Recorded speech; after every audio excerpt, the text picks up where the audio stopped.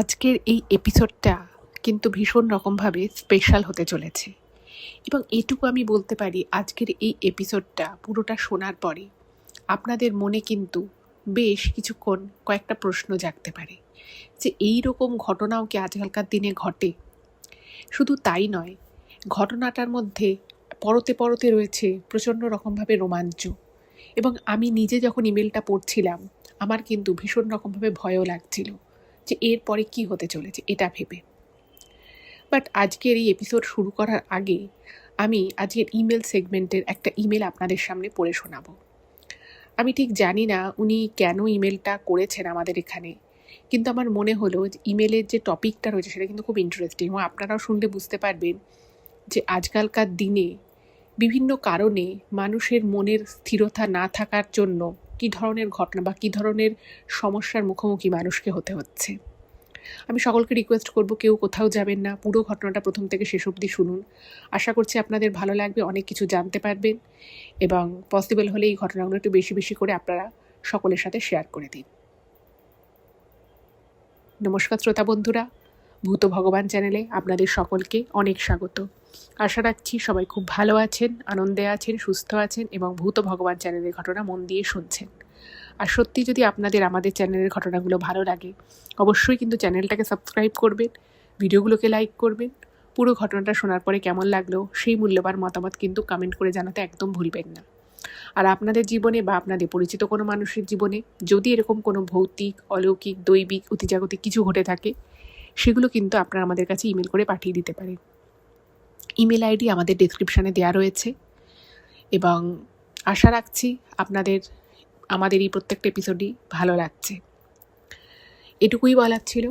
এবারে আমি মূল ঘটনাটা শুরু করার আগে আমি যে একটা নতুন সেগমেন্ট শুরু করেছি, তো সেখানে মানুষ তাদের নিজেদের জীবনের কিছু সমস্যার কথা শেয়ার করেন এবং তাদের মনে হয় যে আমি যদি তাদেরকে কোনো কিছু বলতে পারি বা আমার যদি এরকম কোনো কিছু জানা থাকে যেটা শুনে ওনাদের কোনো হেল্প হবে, সেখানে গেলে কোনো হেল্প হবে, তো সেই আশাতেই অনেক মানুষ অনেক ধরনের ইমেল করেন।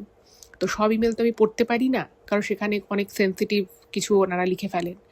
তো আজকে আমি যে ইমেলটা আপনাদের সামনে পড়ব, যেহেতু সবাই তাদের ব্যক্তিগত জীবনের কিছু সমস্যার কথা এখানে লেখে, তো সেই জন্য আমি আসল নামটা তাদের নিই না।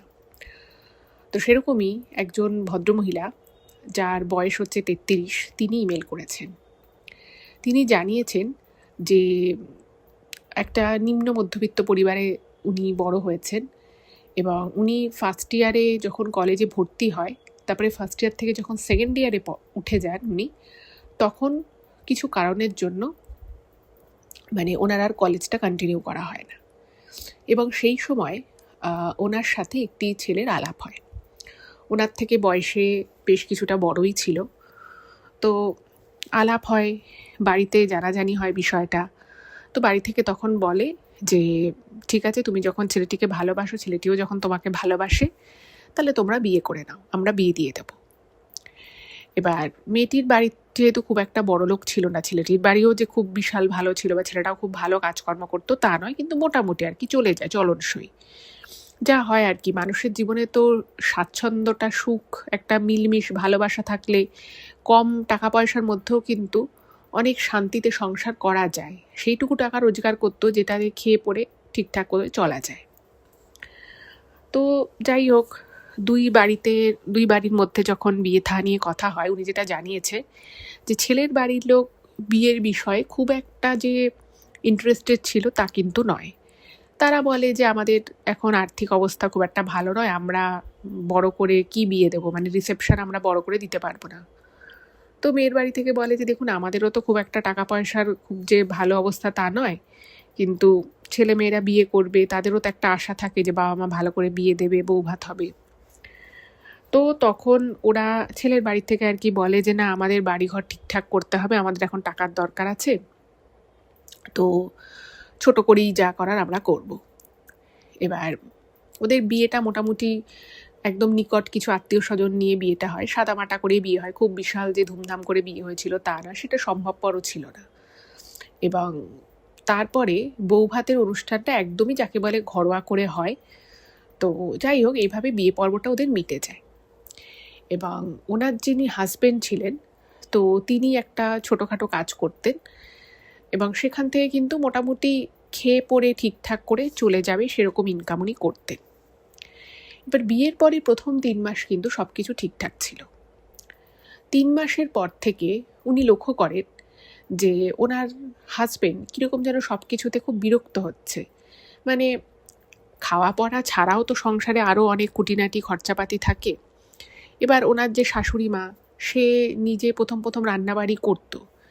এবার বিয়ে 3 মাস পর থেকে আস্তে আস্তে ওনাকে বলে যে তোমাকে রান্নাবাড়ি করতে হবে, সংসারের কাজকর্ম করতে হবে। তো উনিও কাজকর্ম করতেন, রান্নাবাড়ি করতেন। এবার সংসারে কিছু একটা হয়তো ফুরিয়ে যাচ্ছে, হয়তো তেল ফুরিয়ে গেছে, কোনো একটা মশলা ফুরিয়ে গেছে। তো তখন যখন উনি ওনার হাজব্যান্ডকে বলতেন, ওনার হাজব্যান্ড বলতেন আমার মা রান্না করলে তো এত তাড়াতাড়ি তেল ফুরোয় না, আমার মা রান্না করলে তো সবজি এত তাড়াতাড়ি খরচা হয় না, মশলা এত তাড়াতাড়ি খরচা হয় না, তুমি করছো বলে বেশি খরচা হচ্ছে। তো এই নিয়ে ছোটোখাটো অশান্তি বাড়িতে হওয়া শুরু হলো। যাই হোক, সেটা মোটামুটি কোনো না কোনোভাবে ম্যানেজ হলো। তো এরপরে যেটা হচ্ছে খরচাপাতি নিয়ে, কোথায় হয়তো একটা ওনার যেতে ইচ্ছে করছে, বরকে বললো যে আমি একটা অমুক জায়গায় যেতে চাইছি, চলো যাই। তো ওনার হাজব্যান্ড বলতেন আমার কাছে পয়সা নেই, আমি তোমাকে নিয়ে যেতে পারবো না। তো আস্তে আস্তে বুঝতেই পারছেন সম্পর্কের যে মধুরতাটা ছিল সেটা আস্তে আস্তে কমতে থাকে। এইভাবে 1 বছর যায় এবং 1 বছর পরে উনি প্রেগনেন্ট হলেন। প্রেগনেন্সির সময় ওনার মানে শ্বশুরবাড়ির লোকেরা ভাবছে যে কত তাড়াতাড়ি বউ বাপের বাড়ি চলে যাবে, খরচাপাতি বেঁচে যাবে। তো কিছুদিন পরে উনি বাপের বাড়ি চলে আসেন এবং বাপের বাড়ি যখন আসেন সপ্তাহে 1 বার করে ওনার হাজব্যান্ড আসতেন দেখা করতেন এবং যাই হোক টুকটাক খরচাপাতি দিতেন। খুব একটা খরচাপাতি যে সব খরচাপাতি তো দিতই না, টুকটাক আর কি কিছু একটা যদি বারবার করে বলতো তাহলে নিয়ে আসতো, এরকম আর কি। যাই হোক, ওনার বাবার অবস্থাও তো খুব একটা ভালো নয়, বাট ওই একমাত্র মেয়ে, সেটার একটা ব্যাপার ছিল। আর 1 চিলতে একটা ঘর, মানে ওখানে আর কি ওনাদের আরও জ্ঞাতি গোষ্ঠীরা থাকে। তো সব ভাগ বাটোয়ারার পরে ওই 1 চিলতে একটা ঘর, একটা মানে একটা বড় ঘর, একটা একটু ছোট ঘর, মানে দুটো ঘরই ছোট, বাট একটা একটু বড়, একটা আরেকটু ছোট, 1 চিলতে একটা রান্নাঘর আর একটা বাথরুম, এই ছিল মানে আর কি, এই আর কি ওনাদের এরিয়া। তো যাই হোক, বাচ্চা হলো। এবার বাচ্চা হওয়ার পরে কিছুদিন এখানে থাকার পরে উনি যখন ওনার হাজব্যান্ডকে বলছেন যে দেখো এখানে আমার অসুবিধে হচ্ছে, কারণ ঘরের অবস্থা তো খুব একটা এখানে ভালো নয়, সামনে বর্ষাকাল আসছে, মেয়ে নিয়ে, ওনার মেয়ে হয়, তো বলছে মেয়ে নিয়ে থাকতে তো অসুবিধে হবে, তো আমরা ওই বাড়িতে কবে যাব। তো তখন ওনার হাজব্যান্ড বলছেন যে দাঁড়াও আর 1 মাস থেকে যাও, আমি বাড়ির কিছু কাজকর্ম করছি, সেই কাজগুলো হোক, তারপরে তোমাদেরকে নিয়ে যাব। তো এরকম করে করে ওনার হাজব্যান্ড বিষয়টাকে আরও প্রলং করতে থাকে। মানে যখন যাওয়ার কথা ছিল ওনার, তারপর থেকে আরও 3 মাস অতিরিক্ত কেটে যায়। এবার এদিকে এনার তো খুবই অসুবিধে হচ্ছে বাড়িতে ওভাবে থাকতে। তার মধ্যে মানে বললাম অভাবের সংসার, ওনার বাবার পক্ষেও ওনার খরচা, প্লাস ওনার ওই ছোট্ট বাচ্চা মেয়ে, তার তো অনেক খরচাপাতি। তো এগুলো তো অবশ্যই অসুবিধে হতো। তো অনেক বলার পরে ওনার স্বামী আলটিমেটলি ওনাকে এবং ওনার মেয়েকে তার বাড়িতে নিয়ে যায়। এবার ইনি যেটা লিখেছেন যে উনি যখন প্রেগনেন্ট অবস্থায় 1-2 মাস পরেই শ্বশুরবাড়ি থেকে বাপের বাড়ি এসেছিলেন, তো যে অবস্থায় উনি ওনার শ্বশুরবাড়ি ছেড়েছিলেন, উনি যখন বাচ্চা নিয়ে শ্বশুরবাড়ি ঢুকলেন, উনি দেখলেন যে অনেক কিছু অনেক চেঞ্জ হয়ে গেছে। মানে ওনার শ্বশুরবাড়ির লোকেদের ওনার প্রতি ব্যবহার, মানে উনি ভেবেছিলেন যে বাচ্চা নিয়ে যাচ্ছি, ছোট নাতনি, তাকে দেখে ওরা খুব আনন্দ পাবে, ঘরদোর সাজিয়ে গুছিয়ে রাখবে, কিন্তু সেরকম কিছুই উনি পেলেন না। এবং উনি বুঝতে পারলেন যে ওনার শ্বশুরবাড়ির লোকেরা, মানে ওনার হাজব্যান্ড কিন্তু খুব একটা অখুশি ছিলেন মেয়ে হয়েছে বলে, তা কিন্তু নয়, উনি খুশিই হয়েছিলেন। কিন্তু উনি বুঝতে পারলেন যে ওনার শ্বশুর শাশুড়ি তারা কিন্তু খুব একটা খুশি হয়নি। সেটা মেয়ে হওয়ার জন্য খুশি হয়নি নাকি মানে ছেলে হলেও এই একই রিয়াকশান হতো, সেটা উনি জানেন না। মানে ছোটোখাটো বিষয়ে উনি দেখছেন যে ওরা খুব বিরক্ত হচ্ছে, বাচ্চা কাঁদলে বিরক্ত হচ্ছে, রাতের বেলা বাচ্চা কাঁদলে বলছে চুপ করাও চুপ করাও। এবার বাচ্চা তো আর বললেই চুপ করে যাবে না। তো এরকম অনেক ধরনের সমস্যা হতে থাকলো। এবং আবার কিছুদিন ওনার স্বামী ওনার সব কথা শোনে, যা জিনিসপত্র দরকার সেগুলো এনে দিচ্ছিল। কিন্তু কিছুদিন পর থেকে হঠাৎ করে উনি আবার বলতে লাগলেন আমার কাছে পয়সা নেই, আমি এত পয়সা খরচা করতে পারবো না। এবার উনি মানে ওনার তো খুব খারাপ লাগছে যে ঠিক আছে বিয়ের আগে মানে বাচ্চা হওয়ার আগে একরকম ব্যাপার ছিল, আমি একটার বেশি দুটো জিনিস চাইলে রাগ করতো, দিত না, সেটা একরকম, কিন্তু এখন বাচ্চা হয়ে গেছে, বাচ্চা জিনিসপত্র তো লাগবেই। তো একদিন ওনার শাশুড়ি ওনাকে বলে যে তোর এত ডিমান্ড, তুই এত জিনিসপত্র চাস, তাহলে তুই নিজে রোজগার করে নিজের খরচা চালা। এবার ঘটনা হচ্ছে যে ওইটুকু বাচ্চাকে রেখে সে কী করে নিজের কাজ করবে। তো এটা নিয়ে অশান্তি বাড়তে লাগলো, এবং এই অশান্তির মধ্যেই উনি কিন্তু 5 বছর কাটালেন। এবং উনি লিখেছেন এই 5টা বছরে ম্যাডাম আমাকে এত কষ্ট সহ্য করতে হয়েছে, এত কথা শুনতে হয়েছে, এবং আমার স্বামীকে আমি যখন বোঝাতাম সে কিন্তু বুঝতো, কিন্তু আবার তার মা বাবা তাকে এমন করে বোঝাতো সে আমার উপরে রেগে যেত, আমাকে খালি কথা শোনাতো, এবং এক ধরনের একটা মানসিক নির্যাতনের মধ্য দিয়ে কিন্তু উনি দিনের পর দিন যেতে থাকে। এবং উনি ভেবেছিলেন যে ঠিক আছে একটা বাচ্চা মেয়ে আছে তো কোনো রকমভাবে মানিয়ে নিই, কিন্তু এই মানিয়ে নেওয়া ব্যাপারটা যতই উনি মানাতে থাকেন ততই বিষয়টা যেন ওনার উপরে আরও চাপ সৃষ্টি হতে থাকে। এইভাবে চলতে চলতে একটা সময় আসে যখন ওনার মেয়ের 5.5 বছর বয়স, তখন উনি আর সহ্য করতে পারলেন না। প্রত্যেক মুহূর্তে খারাপ কথা বলা হতো ওনাকে। উনি নিজে একটা ছোট কাজ করা শুরু করেন, সেখান থেকে উনি মাসে ওই 4-5 হাজার টাকা রোজগার করতেন। তো উনি কিন্তু ওনার মেয়ের বেশিরভাগ খরচাটাই উনি সেই টাকা থেকেই চালাতেন, এবং শুধু তাই নয় ওনাকে কিন্তু সংসারেও টুকটাক খরচাপাতি করতে হতো। এবার ওই সামান্য রোজগারের টাকা থেকে উনি যদি কখনো মানে 200-400 টাকাও ওনার বাড়িতে দিতেন বা বাড়ির কারোর জন্য, মা বা বাবার জন্য কিছু একটা কিনতেন, তাতে একটা বিশাল অশান্তি হয়ে যেত। তো এভাবে চলতে চলতে একটা সময় ওনার মনে হলো যে না, এভাবে আর চলা যায় না, এবং ওনার স্বামীও বলে দিল যে তোমার সাথে আর আমি এভাবে সংসার করতে পারছি না। এবং দেখছে যে দিনের পর দিন বাড়িতে ঝগড়া অশান্তি হচ্ছে, মেয়েটাও ভয় পেয়ে যাচ্ছে, এবং ওনার শাশুড়ির এবং শ্বশুরমশাই এক কথায় মানে ওনাকে তাড়িয়েই দিচ্ছে। তো তখন উনি ডিভোর্স নিলেন, এবং ডিভোর্স যে নিলেন সে ডিভোর্স নেওয়ার পরে ওনাকে কিন্তু কোনো খরচাপাতি উনি কিছুই পেলেন না। উনি সেভাবে আর সেটা নিয়ে আইনি লড়াইতেও যাননি। ওনাকে এককালীন অনেক বলে কয়ে 1 লাখ টাকা মেয়ের জন্য উনি পেয়েছিলেন। তো মানে ওই সিচুয়েশনটা এতটাই খারাপ ছিল এবং এতটাই খারাপ ব্যবহার ওনার সাথে করা হতো, উনি ভাবলেন যে আমি যদি এখন খোরপোশের জন্য মামলা করি বা টাকা পয়সা চাওয়ার জন্য আমি যদি বেশি জোরজার করি, তাহলে এই অশান্তি আমার পিছু ছাড়বে না, মানসিকভাবে আমি আরও খারাপ হয়ে পড়বো, আমি নিজে কিছুই করতে পারবো না। তো ওই 1 লাখ টাকা এবং সামান্য কিছু জিনিসপত্র নিয়ে উনি ওখান থেকে বেরিয়ে এলেন। এবার উনি বেরিয়ে এসেছেন, মানে বেরিয়ে আসা ছাড়া ওনার কাছে আর কোনো পথই খোলা ছিল না। এদিকে উনি ওনার বাড়িতে এসে উঠলেন। এবার ওনার বাবারও ততদিনে আরও বয়স বেড়ে গেছে, মানে সত্যি কথা বলতে কি ওনার বাবা খুবই সামান্য রোজগার করতেন এবং খুব সামান্য টাকাই তার সেখান থেকে পেনশন হিসেবে পেতেন। তো তাও ওনার বাবা ওনাকে সেই সময় অনেক মানসিক জোর দেয়, বলে যে না ঠিক আছে তুই বেরিয়ে আয়, তোর যখন এত কষ্ট হচ্ছে তুই বেরিয়ে আয়। তো বেরিয়ে তো এলেন, কিন্তু আসার পরে উনি কোনো রকম ওনার মা বাবার কাছে মেয়েকে রেখে উনি একটা জায়গায় চাকরি করতেন, এবং সেই চাকরির পাশাপাশি উনি মেকআপ আর্টিস্ট হিসেবে কাজ করার জন্য কোর্স শুরু করেন। তো সব কিছু করে উনি যখন বাড়ি আসতেন তখন মানে বেশ অনেকটাই দেরি হয়ে যেত। তো উনি দেখতেন যে ওনার মা বাবা দুজনেরই খুব কষ্ট হতো, কারণ ওনার মেয়ে বেশ ছটফটে দুরন্ত, যা হয় আর কি ওই বয়সী বাচ্চারা। তো তাকে স্কুলে দিয়ে আসা নিয়ে আসা সমস্তটাই করতেন। আর ওনার রোজগারও তখন এমন কিছু নয় যে উনি একটা লোক রাখবেন বা সংসারে মানে অ্যাটলিস্ট আরও স্বাচ্ছন্দ্য আনার জন্য কিছু জিনিসপত্র কিনবে, সেটাও সম্ভবপর ছিল না।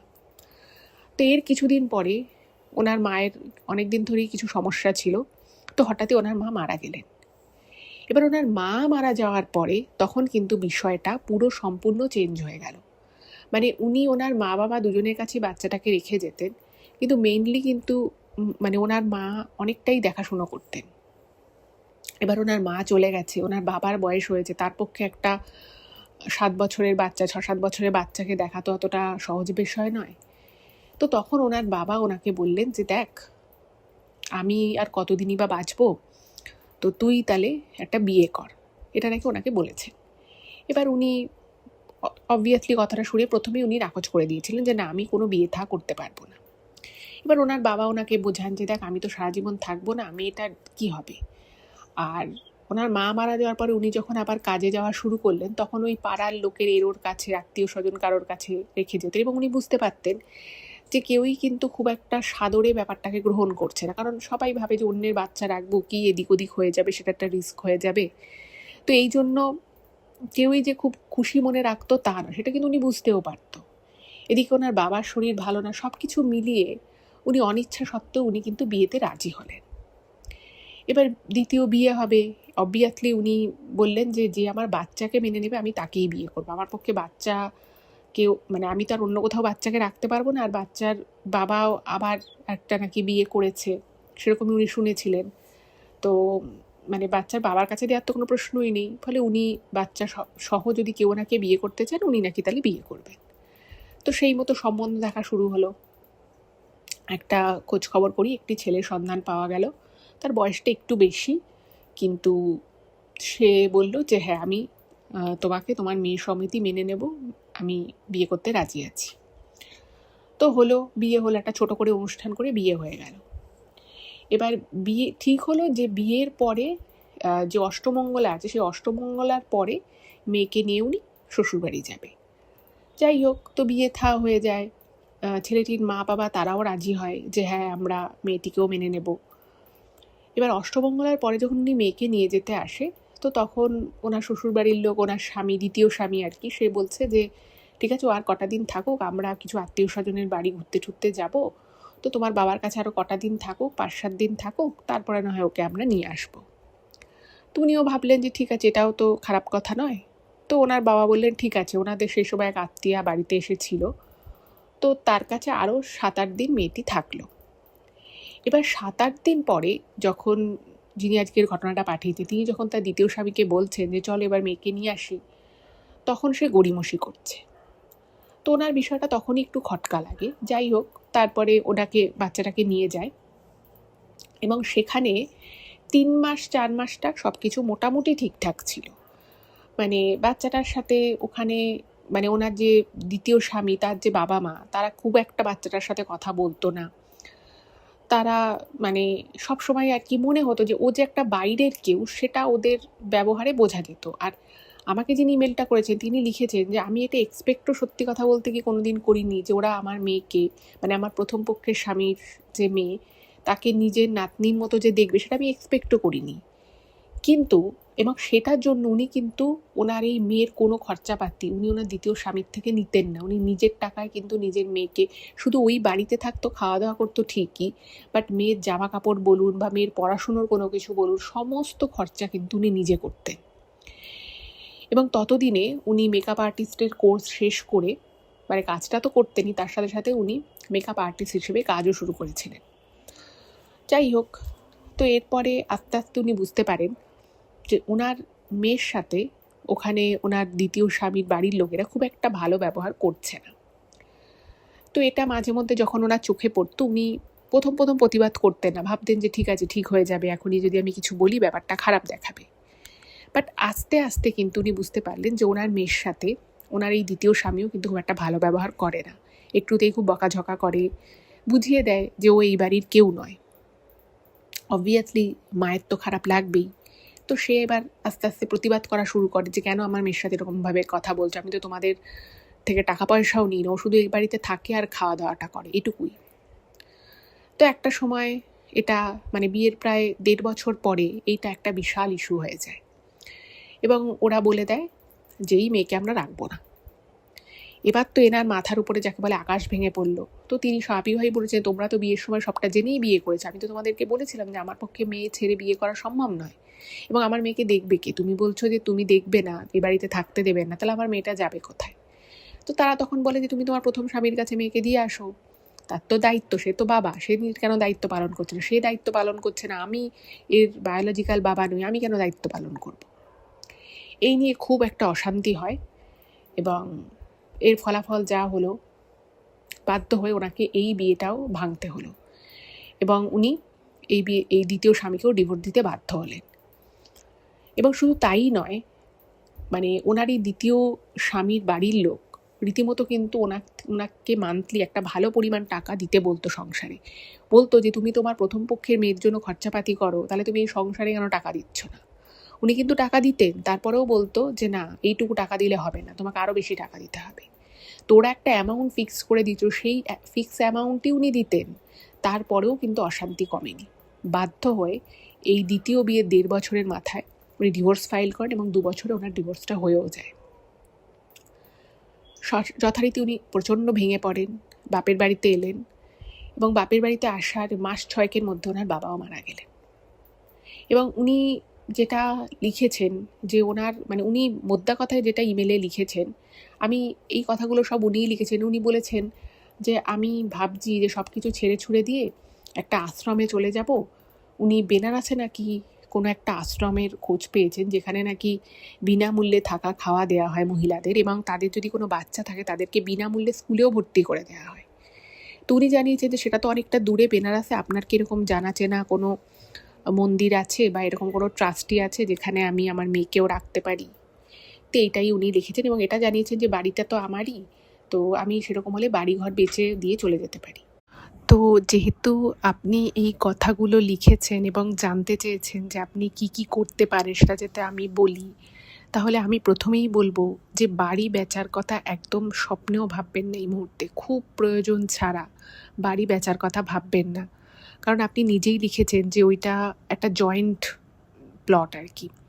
তো দেখুন, ওটা আপনার মাথার ছাদ, আর আপনি যদি হঠাৎ করে এখন বেচে দেন আপনি হয়তো খুব বেশি টাকা পাবেনও না, কিন্তু আপনি নতুন করে যদি কোনো কিছু কিনতে চান আপনার কিন্তু প্রচুর টাকা লাগবে। সে আপনি যেখানেই কিনুন, কলকাতা শহরে কিনুন বা কলকাতা শহরের বাইরেই কিনুন, যথেষ্ট টাকা লাগবে।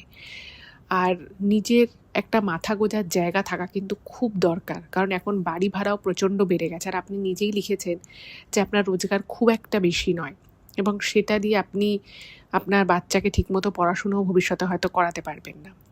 কিন্তু আমি আপনাকে একটা কথাই বলবো। প্রথম কথা হচ্ছে যে আমি যদি ধরেও নিই যে আপনি সব কিছু ছেড়ে ছুড়ে দিয়ে আপনি বেনারস চলে গেলেন, সেখানে হয়তো আপনার খাওয়া দাওয়ার ব্যবস্থাটুকু হয়ে যাবে, হয়তো আপনি সেখানে কোনোভাবে থাকতে পারবেন, কিন্তু আপনার মেয়ের কথা ভাবুন তো, সে কি ওই পরিবেশে থাকতে পারবে? কারণ আপনি যে আশ্রমের কথা বলেছেন সেখানে নিশ্চয়ই আপনি সব রকমের সমস্ত সুযোগ সুবিধা যেটা বাড়িতে পাওয়া যায় সেটা নিশ্চয়ই থাকবে না, কারণ একটা জায়গায় যখন অনেকে থাকে তখন সব কিছুই শেয়ার করে ইউজ করতে হয়, সেটা ঘর হোক বাথরুম হোক সব কিছু। আর দ্বিতীয় কথা হচ্ছে, দেখুন, আপনার মেয়ের ভবিষ্যতে মনে হতেই পারে যে সে একটা ভালো কিছু নিয়ে পড়াশুনো করবে, তো সেক্ষেত্রে সেটাও কি ওখান থেকে সম্ভব হবে? আমার মনে হয় না। আর দেখুন, শুধুমাত্র খাওয়া পড়াটুকুই তো আর মানুষের নিড নয়, এখনকার দিনে আরও আনুষঙ্গিক অনেক কিছু থাকে, এবং একটা আপনার ভবিষ্যৎ আছে, আপনার মেয়ের ভবিষ্যৎ আছে, তার পুরো কেরিয়ার রয়েছে, পড়াশুনো রয়েছে, তার জন্য কিন্তু টাকা পয়সার দরকার। আজকে হয়তো আপনার রোজগার সেরকম বেশি নয়, কিন্তু আমি শিওর আপনি যথেষ্ট হার্ডওয়ার্কিং, এবং আপনি এরপরে যত পরিশ্রম করবেন আপনার রোজগারও নিশ্চয়ই বাড়বে, এবং আস্তে আস্তে ভগবানই আপনার সামনে হয়তো অনেক নতুন অপরচুনিটি খুলে দেবেন।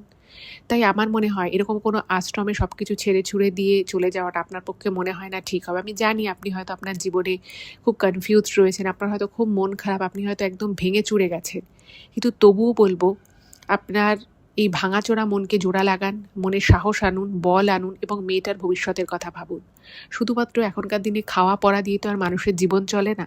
হতেই পারে ওর হয়তো অনেক উচ্চ শিক্ষা নিতে ইচ্ছে করলো, আপনি যদি আজকে থেকে সেটার পিছনে যদি খাটেন, বা আপনার যদি মনে হয় যে না আপনাকে সেই জায়গাটা আপনার মেয়েকে করে দিতে হবে যে জায়গাটা আপনি পাননি, তাহলে কিন্তু একমাত্র সেই মানুষটা আপনি, যে আপনার মেয়ের জন্য দাঁড়াতে পারে, মেয়ের পাশে দাঁড়াতে পারে। ও কিন্তু আপনাকেই মা, আপনাকেই বাবা হিসেবে জানছে, এবং এটা জেনে দেখেই কিন্তু বড় হচ্ছে। তাই ওর হয়তো আপনার প্রতি আস্থা অনেক অনেক বেশি। আর দেখুন, আপনি তো কিছু তো রোজগার করেন, কিছু তো আপনার ইনকাম রয়েছে, আপনার কিছু স্কিল রয়েছে, আপনি সেটাকে চাইলে আরও শার্প করে আপনি আরও বেশি টাকা ইনকাম করতেই পারবেন। কিন্তু আপনি যদি এই মুহূর্তে সব কিছু ছেড়ে ছুড়ে দিয়ে চলে যান, তাহলে হয়তো সেটা আপনার পক্ষেও ভালো হবে না, এবং আপনার মেয়ের পক্ষে তো ভালো হবেই না। আর বাড়ি বেচার কথাটা একদমই ভাববেন না, কারণ আপনি হয়তো বেচে লামসাম কিছু টাকা পাবেন, কিন্তু সেই টাকা দিয়ে আপনি যদি আরেকটা কোনো বাড়ি ঘর কেনেন সেটা ঠিক আছে, কিন্তু আপনি যদি সেই টাকাটা এমনি রেখে দেন, হয়তো দেখা যাবে যে কয়েক বছরে সেই টাকাটা পুরোটাই খরচা হয়ে গেল বিভিন্ন কারণে, যেটা হতেই পারে। তখন কিন্তু আপনার মাথা গোঁজার ঠাঁই হিসেবে কিন্তু কিছুই থাকবে না। আর এই ধরনের আশ্রম বলুন বা ট্রাস্টি বলুন হয়তো আজ আছে, 2 বছর 3 বছর পরে তো নাও থাকতে পারে, তারই বা কী গ্যারেন্টি আছে বলুন? বড় বড় কোম্পানি উঠে যাচ্ছে, বড় বড় সংস্থা থেকে চাকরি ছাঁটাই হচ্ছে। তাই এই ধরনের কোনো কিছুর ওপর ভরসা করে, আর আপনি যদি একা হতেন তাও একরকম হতো, আপনার মেয়ে রয়েছে, তার একটা ভবিষ্যৎ রয়েছে। তো আমার মনে হয় আপনার সব দিক ভেবেচিন্তে দেখা উচিত। আমার মনে হয় আমি বুঝতে পারছি আপনার হয়তো অনেক সমস্যা হচ্ছে, অনেক মানসিক কষ্টের মধ্য দিয়ে যাচ্ছেন, তবুও বলবো নিজেকে শক্ত রাখুন এবং নিজের কথা ভাবুন, নিজের মেয়ের ভবিষ্যতের কথা ভাবুন। ঠিক ভগবান আপনাকে পথ দেখাবেন। এটুকুই বলার ছিল। এবারে আমি চলে যাব সরাসরি আজকের ঘটনায়।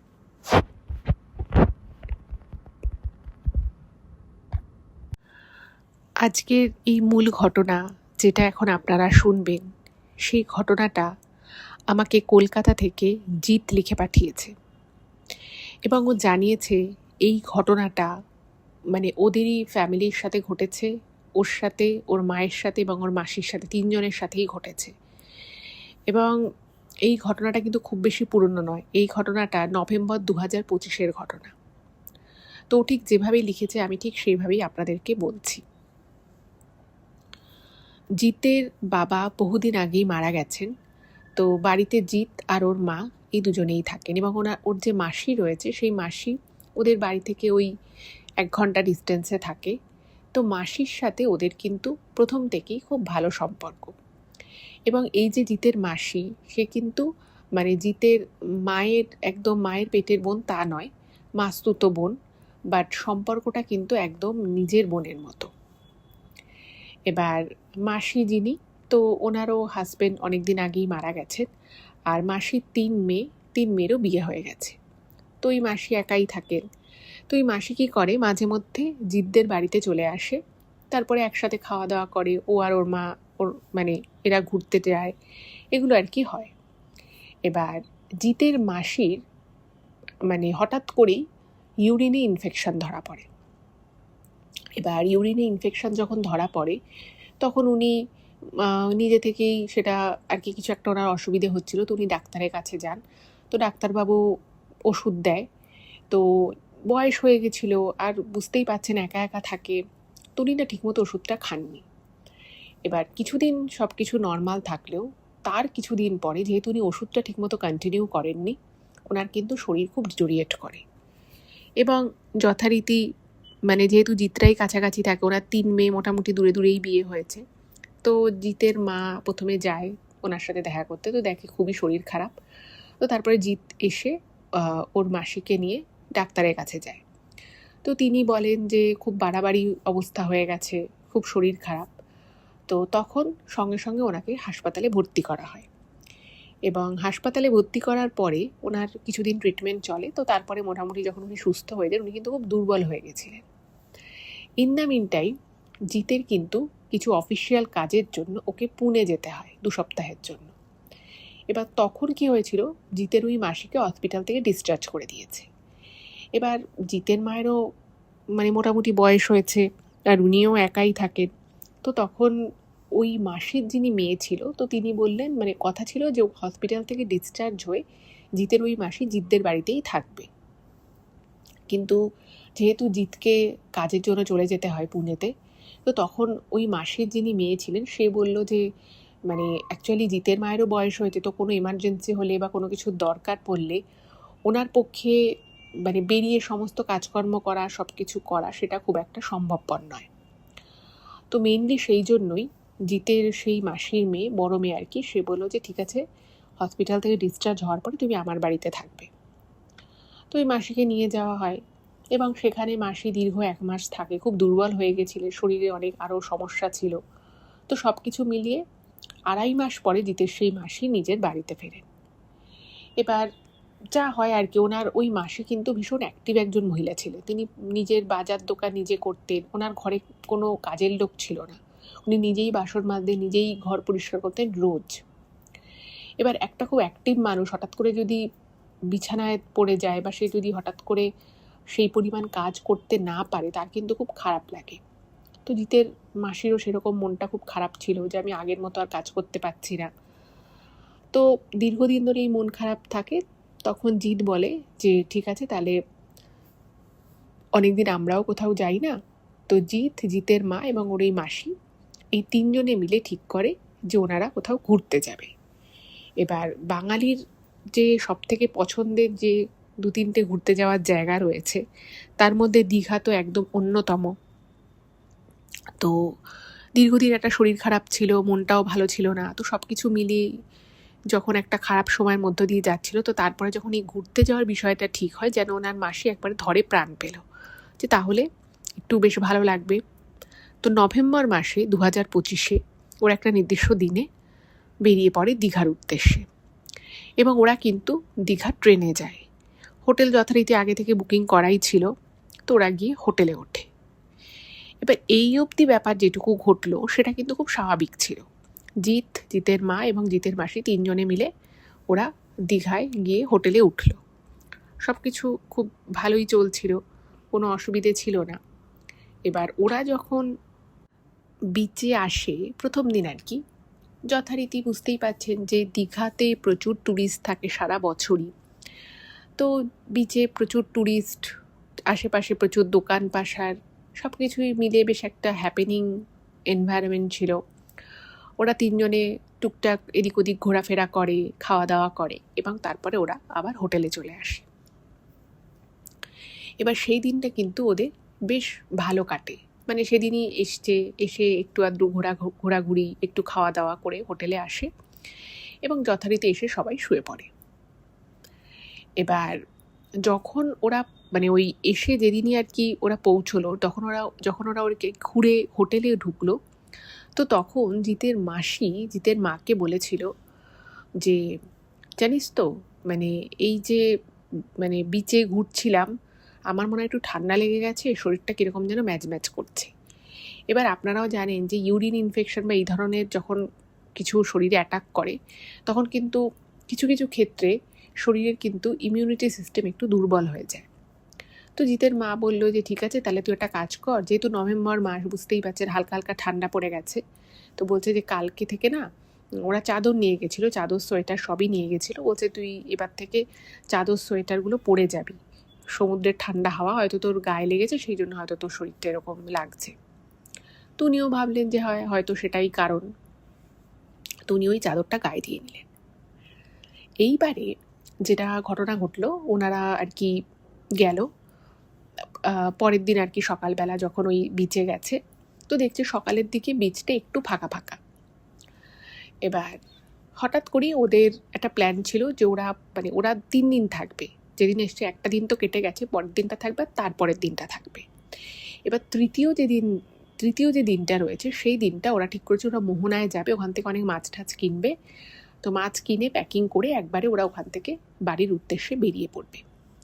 এবার দ্বিতীয় দিনটা মেনলি কিন্তু ওদের আশপাশটা ভালো করে একটা ঘোরার প্ল্যান ছিল, এবং ওরা একটা গাড়ি বলে রেখেছিল, যে গাড়িটা ওদেরকে 12টা নাগাদ হোটেল থেকে পিক করবে। এবার তার আগে ওরা সকালবেলা ব্রেকফাস্ট করে একটু বিচের দিকে গেছে। এবার বিচের দিকে যাওয়ার পরে সকালবেলা উঠে কিন্তু ওর মাসি মোটামুটি ঠিকঠাকই ছিল, কোনো অসুবিধে সেরকম ছিল না। এবং সকালবেলা যখন ওরা ব্রেকফাস্ট করে বেরোয় বিচে যাওয়ার জন্য, তখন কিন্তু একটা চাদর গায়ে দিয়েই বেরিয়েছিল, যদিও ঠান্ডা সেরকম একটা ছিল না, বাট স্টিল ওরা চাদর গায়ে দিয়েই বেরিয়েছিল, ওর মা এবং মাসি। হঠাৎ করেই একটা মেয়ে, যেই মেয়েটার বয়স ধরুন ওই হবে 18, 19 কি 20, ম্যাক্সিমাম 20 ধরুন, একটা এরকম বয়সী একটি মেয়েটির চুলগুলো ছোটো করে ছাটা, এবং মেয়েটা একটা চুড়িদার পরেছে। যথারীতি চুড়িদারটা আর কি বেশ ময়লা, মনে হচ্ছে অনেক দিন ধরে পরিষ্কার আর কি করা হয়নি, বা মেয়েটিও হয়তো অনেকদিন স্নান করেনি, সেটাও হতে পারে। তো মেয়েটি হঠাৎ করেই ওর মা মাসি কিছু কেনাকাটা করছিল, বিচের ওখানে যে দোকান পাশার থাকে সেখান থেকে কিছু একটা কেনাকাটা করছিল। আর ওই সময়টায় জিতের একটা ফোন কল এসে গেছিলো, ওর অফিসিয়াল একটা কোনো ফোন কল এসেছিলো, তো ও একটু সামান্য ডিস্টেন্সে ফোনে কথা বলছিল। তখন ওই মেয়েটা হঠাৎ করেই সামনে আসে, এবং এসে ওর মা মাসির উদ্দেশ্যে বলে যে আমার খুব খিদে পেয়েছে, আমি 2 দিন কিছু খাইনি, আমাকে টাকা দাও।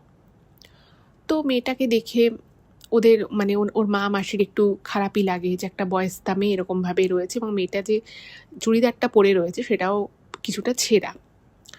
তো তখন ওর মা মাসি দুজনে মিলে আর কি 100 টাকা দেয়, 50-100 টাকা দেয়, এবং মেয়েটাকে জিজ্ঞেস করে যে তুমি কোথায় থাকো।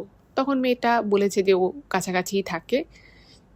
তো তখন জিতের মা জিজ্ঞেস করেছে যে তুমি যে টাকা চাইছো তোমার বাবা মা কোথায়। তখন মেয়েটা বলে যে ওর বাবা কোথায় আছে ও জানে না, বাবাকে আর কি ও সেরকম দেখেনি, মেয়েটার মা নাকি অসুস্থ। তো তখন জিতের মাসির না মানে মেয়েটাকে দেখে খুব খারাপ লাগে, বলছে যে তোমার একটাও ভালো জামা নেই, তুমি যেরকম একটা ছেঁড়া জামা পরে ঘুরছো, মেয়েটার হাতের দিকটা ছেঁড়া। তো মেয়েটা বলে যে না, ওর 3টে জামা আছে এবং 3টে জামাই এরকম ছেঁড়া, এবং এই 3টে জামা ও কারোর থেকে চেয়ে নিয়ে পড়ছে। এবার এটা শুনে যে কোনো মানুষেরই খুব খারাপ লাগবে, বিশেষত মেয়ে মহিলাদের তো খুবই খারাপ লাগবে, তারা বিষয়টা বুঝতে পারবে। তো সঙ্গে সঙ্গে ওর যে মাসি, জিতের মাসি, সে 300 টাকা ওকে দেয়। এবার এখানে বলে রাখি, ও যেটা লিখেছে যে জিতের মাসির কিন্তু একটা বুটিক আছে, মানে আগে বেশ বড়সড়ই ছিল বুটিকটা, কিন্তু ওনার যেহেতু বয়স হয়েছে তো সেই জন্য উনি বুটিকের একটা পোর্শন বিক্রি করে দিয়েছেন, একটা ছোট পোর্শন যা নিজের আর কি সময় কাটানোর জন্য সেটা উনি রাখেন। তো উনি খুব ভালো মতোই জানেন যে কীরকম কী বাজার দর। তো উনি তখন বলে যে এটা দিয়ে হয়তো খুব বড় কিছু হবে না, কিন্তু এটা দিয়ে তুমি একটা খুব সাধারণ কুর্তি অ্যাটলিস্ট কিনতে পারবে। তো 300 টাকা দেয় এবং বলে যে তোমার বাড়িতে সংসার কি করে চলে। তো তখন মেয়েটা বলে যে ও সামান্য এরকম করে চেয়ে চিনতে যা পায় ভিক্ষে করে বা মানুষের থেকে চেয়ে বা কারোর বাড়িতে যদি কোনো কাজ থাকে সেই কাজটুকু করে দিয়েও যেটুকু পায় সেটা দিয়ে ওদের নাকি সংসার চলে। তো in the meantime Jeet phone কলটা শেষ হয়, ও চলে আসে ওর মা মাসির কাছে এবং মেয়েটিও চলে যায়। এবার ও যেটা লিখেছে ইমেলে যে ও মেয়েটাকে জাস্ট এক ঝলক দেখে এবং জিজ্ঞেস করেছে যে কি ব্যাপার। তখন ওর মা মাসি বলছে আরে দেখ না, মেয়েটার খুব গরিব মানুষ, ও একটুখানি সাহায্য করলাম আমরা। তো আচ্ছা এখানে বলি যে জিতের মাসি 300 টাকা দেয় এবং জিতের মাও কিন্তু আরও 100 টাকা সেই সময় দিয়েছিল। তো তখন জিৎ বলেছে ঠিক আছে ভালো করেছো। তো তারপরে ওরা ওখানে আশপাশ দিয়ে ঘুরছে। এবার ঘোরার পরে হঠাৎ করেই ওরা তখন ঠিক করে যে ওখানে আগে থেকে আর কি দেখে রেখে এসেছিলো যে ওরা কোথায় ডিনার করবে। তো ওরা ডিনার করার জন্য একটা হোটেলে ঢোকে। এবার ওরা যখন ওখানে খাওয়া দাওয়া করছে, মানে খাওয়া দাওয়ার মাঝপথে রয়েছে, তো সেই সময় একটা মেয়ে আসে এবং যথারীতি মেয়েটা যখন ঢুকতে যায়, মানে সে আর কি ভিক্ষে করে, তো তাকে হোটেলের যারা যে সামনে যে রিসেপশনে বসেছিল সে বলেই যা যা তুই এখন এসছিস কেন, তুই 11টার পরে আসবি, যদি কিছু থাকে তোকে দেবো, এই বলে মানে আর কি তাড়িয়ে দিচ্ছে। তো যথারীতি ওদেরও চোখ গিয়ে পড়েছে। তো দেখছে যে একটা মেয়ে, যে মেয়েটির হাইট নর্মাল মানুষের যেরকম হাইট হয়, একটা প্রাপ্তবয়স্ক মানুষের যেরকম হাইট হয় তার থেকে অনেকটাই কম, মানে মেয়েটাকে দেখে বোঝা যাচ্ছে মেয়েটি বামন। এবং সে তো মানে বাইরে খুব চিৎকার চেঁচামেচি করছে, বলছে না আমার খিদে পেয়েছে, আমাকে দিতে হলে এখনই দাও, নাহলে আমি পরে আসবো না, এরকম টাইপের আর কি বলছে। তো এই কথোপকথনগুলো হচ্ছে এবং ওদের রীতিমতো খাওয়া দাওয়া চলছে। তো খেয়ে দিয়ে যখন ওরা বেরিয়ে আসছে, তো তখন দেখছে যে ওই বামন মেয়েটি আর কি, সে ওই দীঘার ওই যে রেস্তোরাঁটা রয়েছে তার বাইরে তখনও দাঁড়িয়ে রয়েছে, হাতে একটা বাজারের ঝোলার মতো ব্যাগ। এবার মানে ওই মেয়েটি, মানে ওদের সাথে আগে অনেকক্ষণ আগে যে মেয়েটির কথা হয়েছিল, যে মেয়েটিকে ওরা সাহায্য করেছিল জিতের মা এবং মাসি, তার সেই মেয়েটার মুখটা কিন্তু জিৎ অতটা ভালো করে লক্ষ্য করেনি, মানে ও যা চেষ্টা মেয়েটা চলে গেছে।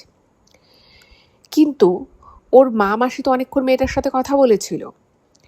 এইবারে যখন ওরা যখন বেরোচ্ছে ওই রেস্তোরাঁ থেকে, তখন জিতের মা মাসি না ওই মেয়েটাকে দেখে থেমে গেছে, ওই বামন মেয়েটিকে দেখে একবারে থেমে গেছে। তার কারণ হচ্ছে ওই মেয়েটির মুখ আর ওদের সাথে কিছুক্ষণ আগে যে মেয়েটির আলাপ হয়েছিল, যাকে ওরা সাহায্য করেছিল, তাকে সেম দেখতে, মানে মনে হচ্ছে ওই মেয়েটাই একদম যেন এখানে ওরকম করে বসে আছে।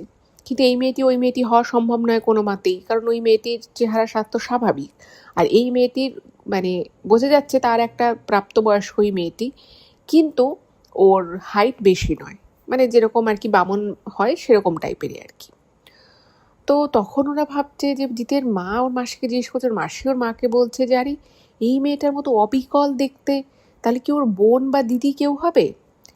এবার ওরা না এটা জিজ্ঞেস করেনি মেয়েটাকে, ওই মেয়েটার সাথে যখন কথা হয়েছিল তখন কিন্তু জিজ্ঞেস করেনি যে ওর আর কোনো ভাই বোন আছে কি না, ফলে ওদের কাছে সেই ইনফরমেশনটা নেই। তো তখন জিতের মা বলছে দেখো হতে পারে, আমরা তো আর মেয়েটিকে জিজ্ঞেস করিনি। তো তখন ওরা বুঝলো যে দুই মেয়েই হয়তো এভাবে চেয়ে চিনতে ওদের হয়তো সংসার চলে, এইটাই। যাই হোক, ওরা ওখান থেকে বেরিয়ে আসে। এবার এই অবধি ব্যাপারটা কিন্তু খুব একটা অস্বাভাবিক লাগলো না, কারণ ঘুরতে গিয়ে অনেক অনেক জায়গাতেই এরকম ঘটনা ঘটে, এরকম দেখা যায়, সেটা খুব একটা বড় কথা নয়। বাট বড় কথা যেটা, সেটা হচ্ছে যে ওরা এসে ঘুমিয়ে পড়ে এবং ওরা একটাই রুম নিয়েছিল। একটা রুমে একটা ডবল বেড ছিল আর একটা ছোট বেড ছিল, সিঙ্গেল বেড ছিল। তো সিঙ্গেল বেডে জিৎ শুচ্ছিল এবং জিতের মা মাসিও ডবল বেডটায় শুয়েছে।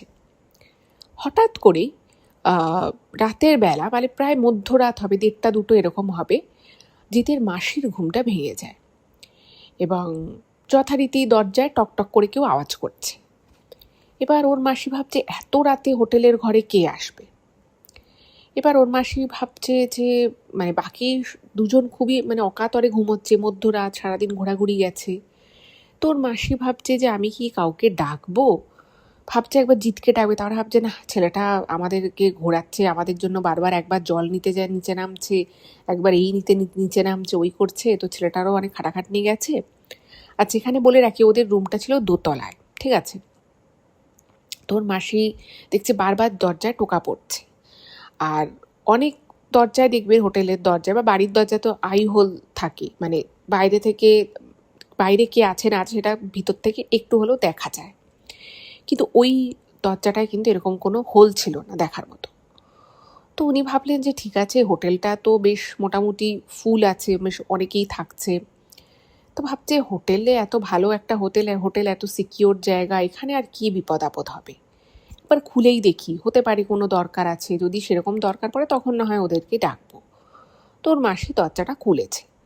এবার যেহেতু অত রাত, উনি ভাবলো যে আমি আস্তে করে দরজাটা খুলি, তারপরে দেখি যদি মনে হয় যে এদের ডাকতে হবে তখন ডাকবো। তো উনি দরজাটা আলতো করে খুলেছে, খুলে মুখটা বাড়িয়েছে।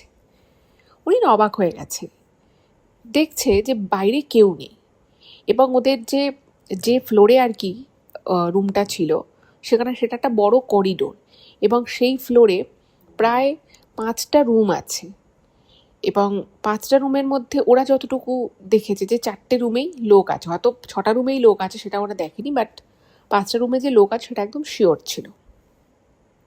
তোর মাসি একটু অবাক লাগে, তারপরে ভাবছে যে হতে পারে হয়তো কোনো হোটেলেরই কেউ হয়তো এসছিল, কেউ হয়তো কোনো ঘর থেকে হয়তো রুম সার্ভিস বলেছে, হয়তো ভুল করে এই ঘরে টোকা মেরে দিয়েছে, হয়তো বুঝেছে যে ভুল করেছি, তাই সে হয়তো চলে গেছে।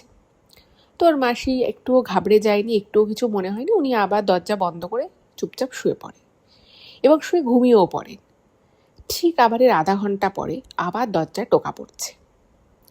আর যেখানে বলে রাখি ওদের কিন্তু দরজার বাইরে একটা কলিং বেল ছিল, বাট কলিং বেলটা বাজছে, ওরা দরজায় কেউ টোকা মারছে, মানে আঙুল দিয়ে ঠকঠক করলে যেরকম আওয়াজ হবে দরজায় সেরকম আওয়াজ হচ্ছে। তোর মাসির ঘুমটা এসেছিল, আবার দরজায় টোকা পড়ছে। ওর মাসি একটু বিরক্ত লাগে যে কি হোটেল রে বাবা, বারবার কি ভুল হচ্ছে। তো উনি ভাবে যে দূর, আমরা তো কেউ হোটেলে কোনো সার্ভিস বুক করিনি, কিছু না, তো আমরা চুপচাপ শুই, দূর উঠবো না আর। ঘুম চোখ ইচ্ছে করে কি বারবার এরকম করে উঠতে, তো উনি শুয়ে আছে। এর কিছুক্ষণ পরে এবার দরজায় মানে মনে হচ্ছে যেন কেউ হাতটা ঘষছে বা কিছু একটা জিনিস দিয়ে দরজাটা ঘষছে মনে হচ্ছে, একটা খড়খড় খড়খড় খড়খড় খড়খড় আওয়াজ হচ্ছে। তো তখন ওর মাসিটা খুব বিরক্ত লাগে যে আবার কি, এবং এই মুহূর্তেই দরজাটা খোলা দরকার এবং তাকে জিজ্ঞেস করবো হোটেলের যদি কোনো লোক হয় বা কোনো অন্য কোনো ট্যুরিস্ট যদি হয় তাহলে তাকে বলবো এই রাতের বেলা এরকম অসভ্যতা কেন করছে, মানুষ কি ঘুমোবে না।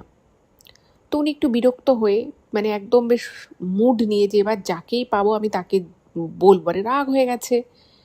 কিন্তু উনি যখন দরজাটা খুললেন, মানে উনি এরকম কোনো কিছু দেখবেন বলে কিন্তু উনি মানে সত্যি কথা বলতে উনি স্বপ্নেও ভাবেননি। উনি দেখছে যে দরজার বাইরে ওই মেয়েটি, মানে ওই মেয়েটি যাকে ওরা ওই রেস্তোরাঁ থেকে খেয়ে বেরোনোর সময় যে বামন মেয়েটিকে দেখেছিল, যার মুখের সাথে হুবহু মিল রয়েছে, ওরা বিকেলের দিকে যে মেয়েটিকে বিচে দেখেছিল তার, সেই মেয়েটি দাঁড়িয়ে রয়েছে এবং সেই মেয়েটিরও পোশাক আশাক যথেষ্ট অপরিষ্কার। তো হঠাৎ করে ওরকম রাত 2:30 নাগাদ হোটেল ঘরের বাইরে ওই মেয়েটিকে দেখে উনি খুব অবাক হয়ে যান এবং উনি খুব থতমত খেয়ে যান যে এই মেয়েটা এখানে কোথা থেকে এলো।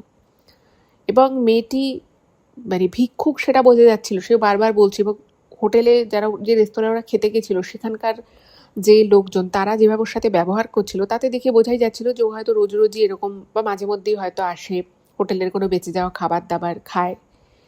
তো সেই মেয়েটা হোটেলে কি করছে? আর দ্বিতীয় কথা হচ্ছে হোটেলটা যথেষ্ট ভালো হোটেল আর কি, এটা ডিসেন্ট ভালো হোটেল, যথেষ্ট সেফ, বাইরে বড় গেট রয়েছে। তো রাতের বেলা এত রাতে একটা বাইরের লোক কিভাবে হোটেলের দোতলায় উঠে এলো এবং উঠে সেভাবে গেস্টকে ডিস্টার্ব করছে? এটা না ওর মাসির খুব অবাক লাগে এবং খুব বিরক্ত লাগে। এবং মেয়েটা হঠাৎ করেই মানে কোনোখানে কিছু বলা নেই, মানে মেয়েটা কিন্তু টাকা চাইছে, মুখে কিছু বলছে না, হঠাৎ করে হাতটা বাড়িয়ে দিয়েছে। এবং যখন হাতটা বাড়িয়েছে দেখছে ওর হাতটা না পুরো মানে ক্ষতবিক্ষত হাত, মানে হাতে খুব ফোস্কা পড়লে সেই ফোস্কাগুলো ফেটে গিয়ে ইনফেকশন হয়ে গেলে যেরকম হাতটা উবড়ো খাবড়া হয়ে যাবে একদম সেরকম, মানে ফোস্কা ফোস্কা পুরো লাল লাল হয়ে আছে, মানে খুব আর কি বিভৎস টাইপের। এবং একটা অদ্ভুত দৃষ্টিতে, একটা অপলক দৃষ্টিতে তাকিয়ে রয়েছে, একটা শান্ত দৃষ্টিতে, কিন্তু একটা তীক্ষ্ণ দৃষ্টি, শান্ত হলেও মানে দৃষ্টির মধ্যে একটা তীক্ষ্ণতা রয়েছে, তাকিয়ে রয়েছে এবং ওরকম করে হাতটা বাড়িয়ে রেখেছে। এটা দেখে ওর মাসির খুব ভয় লেগে যায় এবং ওর মাসি বলে, তুমি এখানে কি করছো? এখানে কি করে এলে? তুমি এখন কি করছো? এই বলে এটা বলতে বলতে না উনি দরজাটা ধরাম করে দিয়ে দেয়। এবং যেহেতু উনি দরজাটা বেশ সজোরে দিয়েছে, দরজাটা আওয়াজ হয়েছে এবং সেই আওয়াজে জিতের ঘুমটা ভেঙে যায়। জিত হঠাৎ করে উঠে এসে ওর মাসিকে বলছে, কি ব্যাপার মাসি, তুমি রাত দুপুরে দরজা খুলেছো কেন? কি করছো তুমি? এভাবে দরজা তুমি ধরাম করে দিলে কেন? তো এই কথোপকথনে ওর মায়েরও ঘুমটা ভেঙে যায়। তো তখন ওর মাসি এতটা ঘাবড়ে গেছে, মানে ওই মেয়েটার ওরকম দৃষ্টি আর ওই রকম সময় ওরকমভাবে মেয়েটাকে দেখতে, আর মেয়েটার হাতটা দেখলে রীতিমতো ভয় লাগবে, মানে হাতটা না মানে পুরো হাত থেকে পুরো পুজ রস মানে পড়ছে টাইপের, মানে পচে গেলে যেরকম হয় আর কি, খুব বিভৎস অবস্থা আর কি, মানে প্রচণ্ড ইনফেকশন হয়ে আছে। তো তখন ওর মাসি না একটুখানি ঘাবড়ে যায়, যাই হোক তারপরে একটু ধাতস্থ হয়ে ওকে বলছে যে আরে দেখ না, ওই মেয়েটা এখানে এসেছিল, এরকম করে হাতটা বাড়ালো এবং ওর হাত থেকে রীতিমতো দুর্গন্ধ বেরোচ্ছে, এতটা আর কি এরকম খারাপ অবস্থা। তো এটা শুনে তো জিতের খুব অবাক লাগে। জিত বলছে, কি বলছো? এটা একটা ভালো হোটেল, যথেষ্ট একটা সেফ হোটেল, এখানে ওই ভিক্ষুক মেয়েটা কি করে আসবে? আর যদি ও আসেও, এত রাতে আসার তো কথা নয়। যদি দিনের বেলা হতো আমি তাও মেনে নিতাম যে ঠিক আছে কোনোভাবে হোটেলে ঢুকে গেছে। আর ওই হোটেলটা যথেষ্ট বড় হোটেল, যে কেউ হোটেলের যখন তখন বাইরে থেকে এসে ভিতরে ঢুকতে পারবে না, মানে গেস্টের কোনো আত্মীয় হোক বা গেস্টের কোনো ফ্রেন্ড হোক সেটা আলাদা ব্যাপার, তাও পারমিশন নিতে হবে।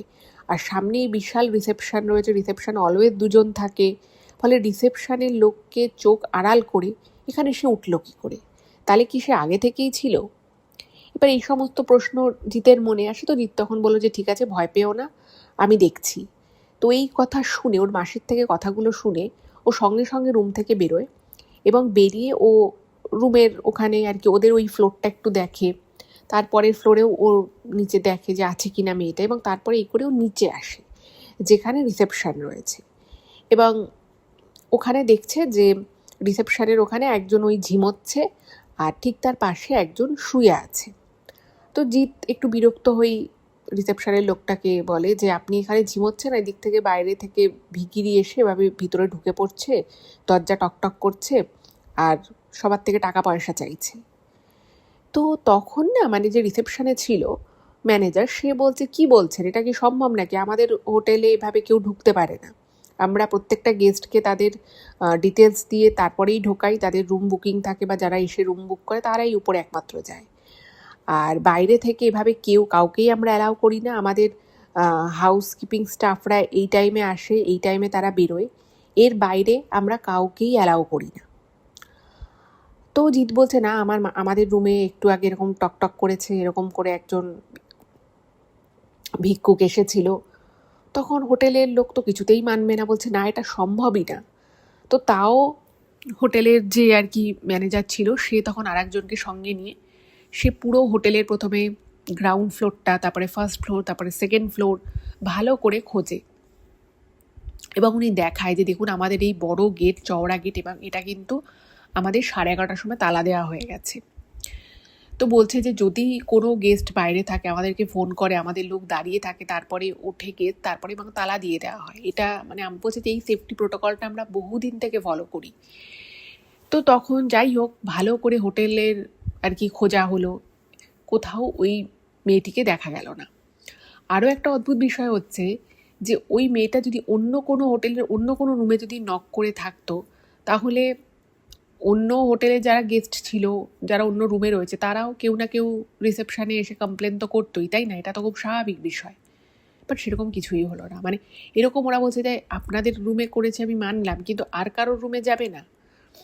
তো এটাও একটা ব্যাপার। দ্বিতীয় কথা হচ্ছে যে যে সময় মেয়েটা ছিল ওপরে, সে তাহলে গেল কোথায়?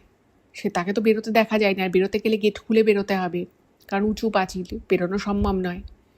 তো এই ব্যাপারটা রাতের বেলা প্রায় তখন 40 মিনিট 45 মিনিট নষ্ট হলো, কিন্তু কিছুই আউটকাম এলো না।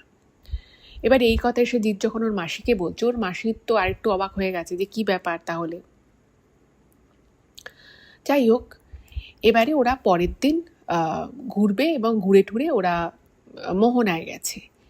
এবার আপনারা যারা মোহনায় গেছেন তারা তো জানেনই যে ওখানেও সমুদ্র রয়েছে, ওখানে মাছের বিশাল আর কি জায়গা রয়েছে। তো ওরা ঘুরে এবং ওখানে ঘুরতে ঘুরতে আর কি মোহনার কাছে ঘুরতে ঘুরতে ওরা যখন বিচের কাছে আসে, তখন জিৎ দেখেনি, কারণ জিতের তখন একটা কল চলে আসে। বা জিতের মা এবং মাসি দুজনেই কিন্তু ওই মোহনার কাছে ওই বিচে ওই মেয়েটিকে দেখে, ওই বামুন মেয়েটিকে দেখে। এবং আরও অদ্ভুত বিষয় হচ্ছে ওই বামুন মেয়েটি কিন্তু বিচে আরও লোকজন ছিল, ওখানে আরও অনেকে ছিল, শুধুমাত্র ওদের দিকেই হাঁ করে তাকিয়েছিল এবং একটু ডিস্টেন্সে। যাই হোক, তো ওরা ওখান থেকে তারপরে চলে আসে এবং যেখানে মানে মাছের বেচা কেনা হয় সেখানটা ওরা আসে এবং ওরা ভালো মতোই মাছ কেনে। এবং যখন ওরা মাছ কিনে যখন বেরিয়ে আসছে, তখন দেখছে যে ওই মেয়েটি আর কি, ওই বামন মেয়েটি ওদের দিকে তাকিয়ে রয়েছে এবং ওদের মাছের যে প্লাস্টিকটা বড় ছিল সেই মাছের প্লাস্টিকটার দিকে তাকিয়ে রয়েছে। এবং আরও অদ্ভুত বিষয় হচ্ছে যে যখন ওই মাছের প্লাস্টিকটা নিয়ে যখন ওরা গাড়িতে উঠছে, হঠাৎ করেই মানে গাড়িতে উঠেছে এবং গাড়িটা এরপরে ছেড়ে দেবে, ওর মাসি ঠিক জালনার পাশে বসেছিল, ঠিক আছে? ওই জালনার ঠিক পাশে হঠাৎ করেই ওই বামন মেয়েটিকে দেখতে পায়, মানে একদম জালনার কাছে পুরো মুখের সামনে চলে এসেছে। এবং মেয়েটি ওরকমই এক দৃশ্যে তাকিয়ে থাকে ওর মাসির দিকে এবং হাতটা বাড়িয়ে দেয়। এবং খুব অদ্ভুত একটা কণ্ঠ, সেই কণ্ঠটা পুরুষ কণ্ঠ বা নারী কণ্ঠ সেটা কিন্তু আলাদাভাবে বলা যায় না, একটা খুব আস্তে করে একটা খুব অদ্ভুত কর্কশ কণ্ঠে ওর মাসিকে শুধু একটাই ওয়ার্ড বলে, মাছ, বলে হাতটা বাড়িয়ে দেয়। এবং এটা দেখে ওর মাসির এতটা মানে পুরো শরীরটা পুরো যেন মনে হয় যেন গুলিয়ে ওঠে, বমি পেয়ে যায়, মাথা ঘুরে যায়। এবং ওর মাসি বলে যে আমি এখন গাড়িতে উঠতে পারবো না, আমি একটু নামবো, আমার শরীরটা ভালো লাগছে না। তো সঙ্গে সঙ্গে ওরা তিনজনই গাড়ি থেকে নেমে পড়ে এবং নেমে পড়ে ওর মাসির না খুব বমি হয়, সেরকম কিন্তু কিছুই খায়নি, যাই হোক বমি হয়। তো ওই গাড়িতে আর ওরা যেতে পারে না। তো তখন জিৎ বলে যে ঠিক আছে, এখানে আমরা একটুখানি তুমি রেস্ট নাও, একটু ঠিক হও, তারপরে আধা ঘন্টা 40 মিনিট পরে আবার আমরা অন্য একটা গাড়ি ধরে চলে যাব।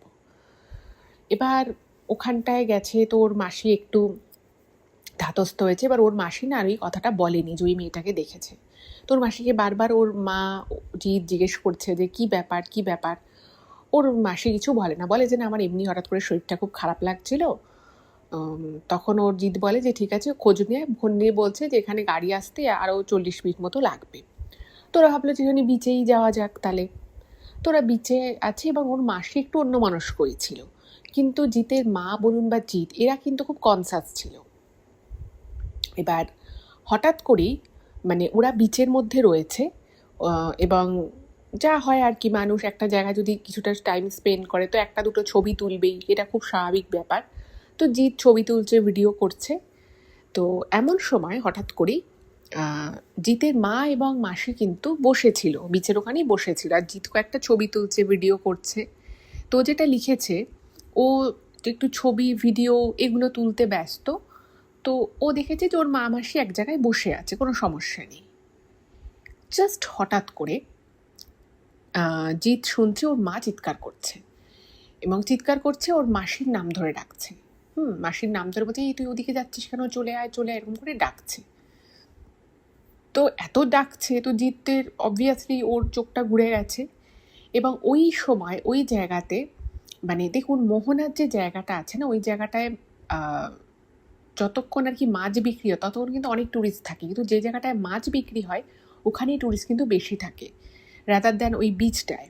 তো ওই সময় ওখানে লোকজন ছিল না বললে ভুল হবে, ছিল কিন্তু খুব বেশি ছিল না। তো ব্যাপারটা হচ্ছে যে ও যখন ঘুরে যখন তাকাচ্ছে তখন জিৎ দেখে যে ওর মাসি সমুদ্রে নেমে যাচ্ছে। মানে ওদের তো তখন সমুদ্রের সামনে এমনি গেছে ঠিক আছে, বাট ওরা তো এবার বাড়ি ফিরবে, তখন তো সমুদ্রে নামার কথা নয়। আর যতটা সমুদ্রে ওর মাসি নেমে গেছে সেটা প্রায় ওর মাসির কোমরেরও বেশি অবধি। এবার বুঝতেই পারছে শাড়ি ভিজে গেছে।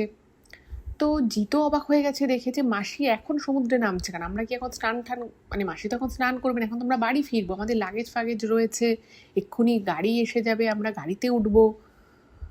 তো মানে ও মাসি মাসি বলে চিৎকার করে এগিয়ে গেছে, কিন্তু দেখছে যে ওর মাসি পিছনে ফিরে ইভেন তাকাচ্ছেও না, শোনা তো দূরের কথা।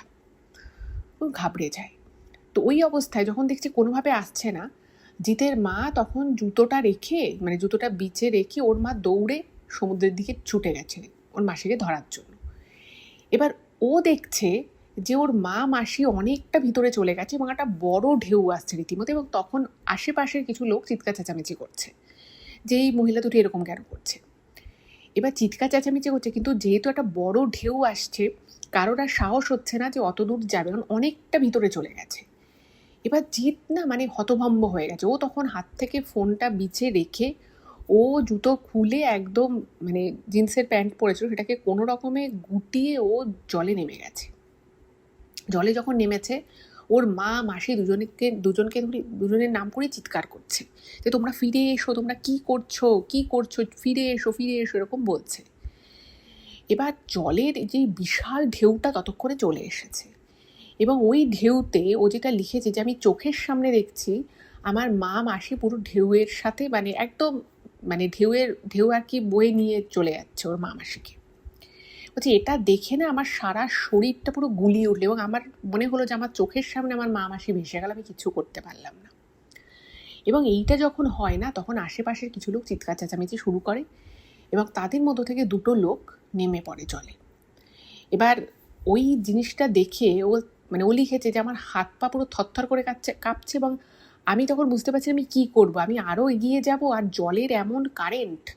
আর এখানে যেটা জিৎ লিখেছে ও কিন্তু সাঁতার জানে না, ফলে জলের সাথে কীভাবে যুঝতে হবে অ্যাকচুয়ালি সেটা কিন্তু ও জানেই না। যদিও সাঁতার জানলেও এই ধরনের কেসে কিন্তু কিছু করার থাকে না, বাট ও দেখছে যে ওর মা মাসি অনেক দূর চলে গেছে, মানে ঢেউটা অনেক দূর নিয়ে চলে গেছে। আর যে দুটো লোক বাঁচানোর জন্য এসছে তারাও একটা জায়গায় গিয়ে দাঁড়িয়ে গেছে, কারণ তারাও বুঝতে পারছে না এবার মানে ওইখানে আর যাওয়া সম্ভব নয়, মানে ওখানে যদি কেউ যায় তাহলে তার মৃত্যু অবশ্যম্ভাবী, তার যে কোনো কিছু ঘটে যেতে পারে যে কোনো মুহূর্তে। এবং ওইখানটায় ও না তখন মানে জিৎ যেটা আর কি জানিয়েছে যে ও মহাদেবকে ছোটোবেলা থেকে ভীষণ মানে, ও মহাদেবকে খুব মানে, এবং ওর বাবাও মহাদেবকে খুব ভালোবাসতেন। তো ওর বাবার থেকেই কিন্তু এই শিব ঠাকুরের প্রতি ভালোবাসা, শিব ঠাকুরকে কী করে পুজো দিতে হয়, জল ঢালতে হয় কী করে, এগুলো সব ওর বাবার থেকেই শিখেছে। তো ও তখন মানে কিছু বুঝতে পারছে না, ও তখন মহাদেবকে ডাকছে, এবং ওইখানে দাঁড়িয়ে মানে ও ইমোশনটা বুঝতেই পারছেন, কেউ যে চোখের সামনে তার মা মাসি কীভাবে সমুদ্রের জলে বয়ে মানে ভেসে যেতে দেখে, তো সে তখন চিৎকার করে মানে হে মহাদেব, হর হর মহাদেব এরকম করে বলেছে। এবং ও বলছে যে আমি দেখছি যে ওদেরকে আর দেখা যাচ্ছে না, মানে ওরা জলের নিচে চলে গেছে, ওদের মানে মাথাটুকুও দেখা যাচ্ছে না ওর মা মাসি। এমন সময় যে মুহূর্তে হর হর মহাদেব বলেছে সেই সময় হঠাৎ করেই কি হয়েছে ও জানে না, এবং যারা যে দুজন বাঁচাতে এসেছিল তারাও মানে পুরো স্টপ হয়ে গেছে, কারণ ওখানে যাওয়া সম্ভব নয়। ঠিক সেই সময় আর একটা ঢেউ আসে, আর একটা ঢেউ, সেটা আরও বড় ঢেউ, এবং ওইখানে না ও দাঁড়িয়ে গেছে, মানে ও আর এগোতেও পারছে না, পিছোতেও পারছে না, আর ওর নিজের শরীরটাও ছেড়ে দিয়েছে, মানে ও একটু হলে এবারে বয়ে যাবে এরকম একটা কন্ডিশন। তো এমন সময় আর একটা ঢেউ আসে, এবং সেই ঢেউটা যখন আসে একদম মুহূর্তের মধ্যে ওর মা মাসি এবং ওকে মানে ওই বিচের পাড়ে একদম আছড়ে দিয়ে যায়। মানে ওর মা মাসি রীতিমতো মানে প্রায় 2-3 ফুট উচ্চতা থেকে একদম ধাস করে পড়ে। আর ও তো অনেকটাই আগে ছিল, ও ওরকম এসে পড়ে। এবং ও লিখেছে যে আমার তখন মানে আর মাথা কাজ করছে না, শরীর ছেড়ে দিয়েছে। ও শুধু চোখ মেলে দেখলো যে ওর মা মাসি এভাবে বিচে এসে পড়লো এবং ওদের চোখ খোলা, ওরা কিছু একটা বলছে, মানে প্রাণ আছে, কিছু হয়নি, তাদের শরীরে প্রাণ আছে। এবং আশেপাশের লোকেরা তখন জড়ো হয়ে যায় এবং ওখানে যারা সেফটির জন্য ছিল তারা সেসব লোকজনও চলে আসে। এবং খুব ভাগ্য ভালো যে ওখানে একজন মহিলা কর্মী ছিলেন, তিনি মানে ওর মা মাসি দুজনেই জল খেয়ে নিয়েছিল, সঙ্গে সঙ্গে তাদের ওই বুকে চাপ দিয়ে দিয়ে দিয়ে দিয়ে দিয়ে জলটা বার করে। ও খুব একটা জল খায়নি, কিন্তু মানে ওর সেরকম কোনো অসুবিধা নেই, বাট ও মেন্টালি পুরো ব্রেকডাউন হয়ে গেছিলো। একটা মানে মেন্টাল ব্রেকডাউন যাকে বলে, একদম মানে মেন্টালি পুরো ভেঙে চুরে, হয় না যে মানে চোখের সামনে এরকম একটা দুর্ঘটনা দেখলো। এবং ওখানের লোকেরাও পরে বলছিল যে আমরা ভাবিনি যে এনারা বেঁচে ফিরবে। মানে যেভাবে যতদূর ওরা চলে গেছিল ওদের মাথার টিকিটুকু দেখা যাচ্ছিল না। এই কন্ডিশনে বেঁচে ফেরা কিন্তু ভগবানের আশীর্বাদ ছাড়া বা পুনর্জন্ম ছাড়া কিচ্ছু হতে পারে না। তো ভগবানের আশীর্বাদেই ওর মা মাসি তারপরে সুস্থ হয়। এবং ওদের একটা জিনিসই হচ্ছিল, ওদের ট্রেনটা মিস হয়ে গেছিলো, বাট ওর মা মাসি কিন্তু প্রাণে বেঁচে যায়। এবং যখন ওর মাসিকে জিজ্ঞেস করা হয় যে তুমি হঠাৎ করে ওখানে বসেছি, তুমি কেন জলে নামতে গেলে, ও বলে, মানে ওনার মাসি বলেছে যে ওর মাসির কাছে নাকি হঠাৎ করেই ওই বামন মেয়েটা আসে এবং বামন মেয়েটা বলে যে তুই আমায় মাছ দিলি না, তুই আমায় খেতে দিলি না, তোদের আমি দেখে নেবো, তোদের কারোর ভালো হবে, তোদের আমি সর্বনাশ করব। এই বলে নাকি মেয়েটা চলে যায়। তো তখন ওর মাসি নাকি বলে যে তুমি কি চাইছো, তুমি মাছ চাইছো, আমি তোমাকে মাছ দিচ্ছি, বা তুমি যদি টাকা চাও আমি তোমায় টাকা দিচ্ছি, কিন্তু তুমি এরকম কথা কেন বললে যে তুমি সর্বনাশ করবে আমাদের। তারপরে নাকি জিতের দিকে তাকিয়ে নাকি বলেছিল যে এইটাকে তো তোরা এত ভালোবাসিস, এইটার আমি ক্ষতি করব, এরকম করে নাকি জিতের দিকে চোখ রেখে বলেছিল। তো ওইটা ওর মাসির খুব খারাপ লেগেছে, বলেছে যে কেন। তো এই প্রশ্নটা করতে করতে করতে করতে ও মেয়েটার পিছু নেয় যে তোর কত টাকা লাগবে, তুই বল আমাকে, আমি তোকে দিচ্ছি, কিন্তু তুই এরকম কথা কেন বললি, আমাদের ছেলেটার নামে কেন এরকম, ছেলেটার দিকে তাকিয়ে তুই কেন এরকম বললি। এবং এইটা যখন বলে তখন মেয়েটা নাকি আস্তে আস্তে সমুদ্রের দিকে হাঁটা দেয়। এবং যেহেতু ওর মাসি মেয়েটার সাথে কথা বলতে বলতে ওকেই ফলো করতে থাকে, তো মেয়েটা নাকি সমুদ্রে চলে যায়। এবং ওর মাসির যেটুকু মনে আছে উনিও ওর পিছন পিছন যায়, এবং তারপর ওর মাসির কিচ্ছু মনে নেই যে উনি এই করতে করতে কত দূর গেছিলো এবং মেয়েটা যেন কোথায় হারিয়ে যায়, উনি আর মেয়েটাকে খুঁজে পায় না। বাট ততক্ষণে উনি মাঝ সমুদ্রে চলে গেছিলেন। এবং ওর মাসিকে বাঁচাতে গিয়ে ওর মা এবং ওর মা মাসি দুজনকে বাঁচাতে গিয়ে জিতও জলে চলে গেছিলো। বাট আজ অবধি ওরা জানে না যে ওই মেয়েটা কে ছিল, কেন এরকম করেছে, এবং মেয়েটির অ্যাকচুয়ালি উদ্দেশ্যটা কী ছিল। এটা কিন্তু আজও ওরা জানে না। বাট যেটা ঘটেছিল ওদের সাথে সেটা কিন্তু যথেষ্ট ভয়। তো এটাই ছিল ঘটনা। কেমন লাগলো জানাবে, যদি ভালো লাগে প্লিজ চ্যানেলটাকে সাবস্ক্রাইব করে ভিডিওগুলো একটু শেয়ার করে দেবেন। আর জিতরা সবসময় ভালো থাকুক, ওর মা মাসি সবাই খুব ভালো থাকুক, এই প্রার্থনাই জানাই।